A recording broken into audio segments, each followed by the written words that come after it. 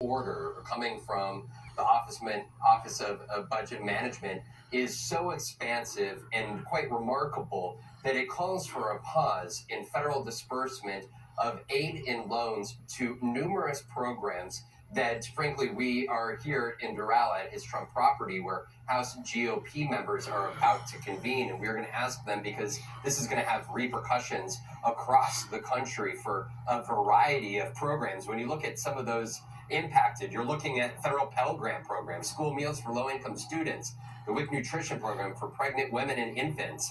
You're looking at USAID foreign assistance, mine inspections, reintegration program for homeless veterans. There's also a question of whether this will potentially impact Medicaid. Now, this two-page vague memo from OMB, it explicitly states that it does not impact aid that goes directly to individuals. But when you take into account Medicaid, for instance, Medicaid funding from the federal government goes through the states, and the states then disperse the funding. That is where there's a lot of legal questions outstanding, not just about the entirety of this memo and this order to pause already congressionally appropriated funds, but it also calls into question, of course, the real human impact that this will have in the immediate days and weeks ahead. Undoubtedly, these are serious questions for the Trump administration that we anticipate having the opportunity to ask the press secretary this afternoon about, but also House Republican members whose own constituents will undoubtedly be at the heart of this impact. Jose.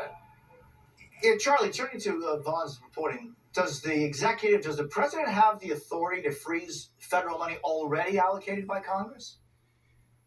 Well, this funding has been authorized and appropriated by the Congress. It's the law.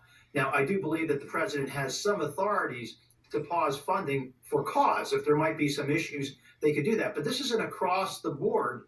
It's almost like, I don't know if it's not an impoundment, but it just strikes me that the president is in serious legal peril over this one. As Vaughn just pointed out, I mean, Pell Grants, grants to states for transportation projects. Are hospitals going to receive their Medicaid funding?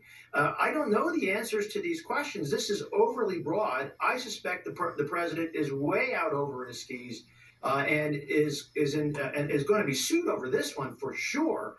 But if I'm a Republican appropriator, and I was, as was your brother, I mean, I would be incensed that monies that have been appropriated by the U.S. Congress are not going to be spent on the programs for which they have been intended by executive fiat. I mean, this is, I think this is really out of bounds. And people are there are going to be real consequences to people across the country and the world for that matter.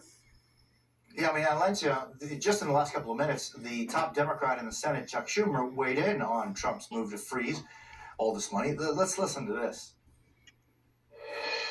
There's a dagger at the heart of the average American family in red states, in blue states, in cities, in suburbs, in rural areas. It is just outrageous.